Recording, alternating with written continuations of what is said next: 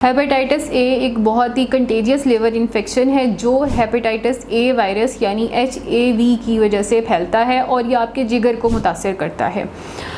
इसकी अगर हम बात करें कि ये किस तरह से फैलता है, इसका फैलाव किस तरह से होता है, तो उसमें सबसे इम्पॉर्टेंट है फीको ओरल रूट, यानी जो लोग कंटेमिनेटेड खाना इस्तेमाल करें या कंटेमिनेटेड पानी इस्तेमाल करें या उन्होंने खाना खाते हुए हाथ ना धोए हों या उन्होंने वॉशरूम से आके हाथ ना धोए हों और गंदे हाथों से आके खाना खा लिया हो, तो ये कुछ चीज़ें हैं जिनकी वजह से वो हेपेटाइटिस ए वायरस का शिकार हो सकते हैं। दूसरे नंबर पे ऐसे तमाम शख्स जो ऑलरेडी हेपेटाइटिस ए वायरस का शिकार हैं, अगर ये उनके साथ कोई भी क्लोज़ कॉन्टैक्ट में जाएगा तो दूसरे शख्स को भी ये वायरस मुतासिर कर सकता है, यानी ये क्लोज कॉन्टैक्ट से भी फैलता है। तो इसमें एहतियात करने की कौन सी दो बातें हैं? एहतियात करने की बात यह है कि साफ़ सुथरा खाना खाएं, साफ़ सुथरा पानी पिएं और मुतासरा शख्स के पास जाने से गुरेज करें। अब हम थोड़ी सी बात कर लेते हैं इसकी अलामात के बारे में। सबसे पहले जो इसका सबसे इम्पोर्टेंट सिम्टम है वो है कि जो स्किन है वो येलो हो जाती है और आँखें जो हैं वो येलो हो जाती हैं, इसीलिए इसको पीला यरकान भी कहा जाता है।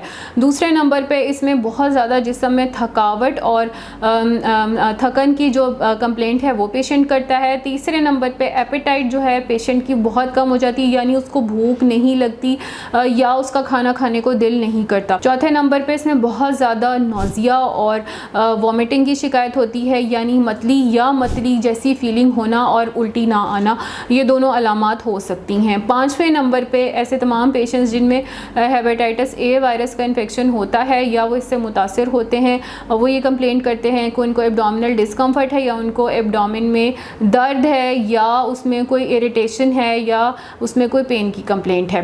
ये कुछ अहम अलामात हैं जो हेपेटाइटिस ए का पेशेंट जो है उनके साथ प्रेजेंट करता है।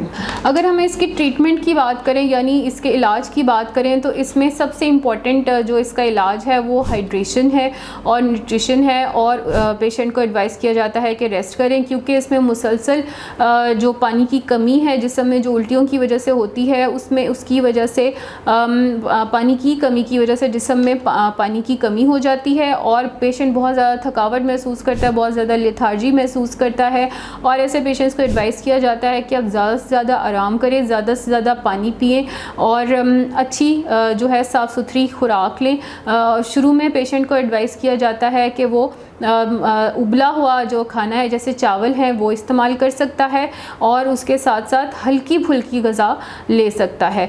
लेकिन उसके साथ अगर आप कहें कि कोई स्पेसिफ़िक पर्टिकुलर ट्रीटमेंट है जो हेपेटाइटिस ए के लिए होती है, ऐसी कोई बात नहीं है।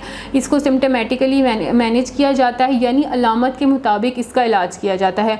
अगर आपको मतली की शिकायत है या आपको उल्टियों की शिकायत है तो उसकी अदविया दी जाती हैं। अगर बहुत ज़्यादा डायरिया या लूज़ मोशन की शिकायत है तो उसकी दवाई दे दी जाती है। अगर थकन की अलामत हैं तो उसके लिए कोई इम्पॉर्टेंट सप्लीमेंट्स दे दिए जाते हैं या पेन किलर्स दे दिए जाते हैं। तो अलामत के मुताबिक इसका इलाज किया जाता है। अगर हम इसकी वैक्सीनेशन की बात करें तो इसकी वैक्सीनेशन जो है वो अवेलेबल है ईज़िली मार्केट में, चीप है और ये ऐसे लोगों को दी जाती है जो हाई रिस्क ग्रुप्स हैं। हाई रिस्क ग्रुप वो होते हैं जिनकी खुद की इम्यूनिटी लो हो, जैसे बहुत छोटे बच्चे हैं या बहुत बड़े बुज़ुर्ग हैं या ऐसे लोग जो जिनकी हेल्थ कंडीशंस कॉम्प्रोमाइज़्ड हैं, जो इम्यूनो कॉम्प्रोमाइज़्ड हैं, जिनका खुद का जो मुदाफ़ियती निज़ाम है जिस्म का वो कमज़ोर हो चुका है।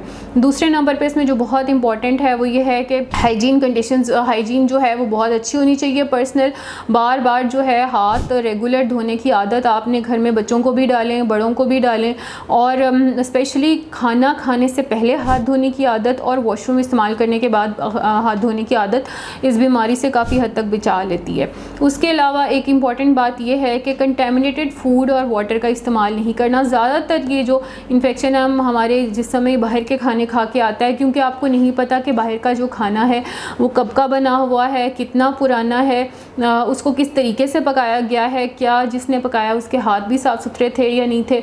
सो अक्सर ये जो बाहर के खाने खा के जो मसाइल होते हैं ये उनमें से एक मसला है। घर पे अगर साफ़ सुथरा खाना बना हुआ हो, साफ़ सुथरे हाथों से बनाया हुआ तो आम तौर पे ये मसला सामने नहीं आता। ये कुछ इंपॉर्टेंट चीज़ें हैं जो इसके बचाव के लिए ज़रूरी हैं कि इन चीज़ों के लिए आप एहतियात करें और वैक्सीनेशन भी लगवा सकते हैं। अगर हम इसकी कॉम्प्लिकेशंस की बात करें तो अगर इसको अनट्रीटेड रहने दिया जाए, यानी इसका जो है बर वक्त इलाज ना कराया जाए, तो कुछ सूरतों में ये लिवर डैमेज कर सकता है, लेकिन ये एक रेयर कंडीशन होती है। आम तौर पे ये काबिल इलाज है, इसकी कोई बहुत ज़्यादा कॉम्प्लिकेशंस भी नहीं है। हल्का फुल्का जो है इसका सिम्टोमेटिक ट्रीटमेंट है और डॉक्टर की एडवाइस को फॉलो करके आप इसकी जो मसाइल हैं, जो हेपेटाइटिस ए की जो अलामात हैं, उनसे रिकवर कर जाते हैं और उससे आइंदा भी बच सकते हैं वैक्सीनेशन लगवा के।